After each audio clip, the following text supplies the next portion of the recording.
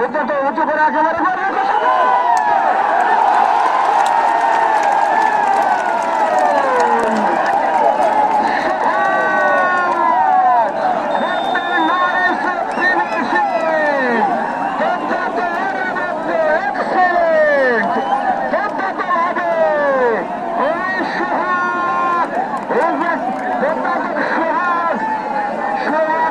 দুর্দান্ত ভাবে সরাসরি গোলপোস্টের ওখানে কিন্তু বড় বড় মাস্টার গোলকিপারের হাতে লেগে বল কিন্তু ছাড়িয়ে যায়।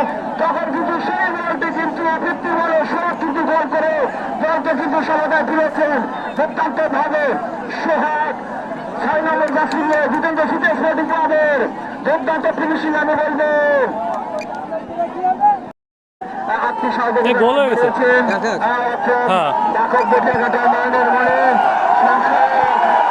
আবার গোল ভিডিও করা হয়েছে না।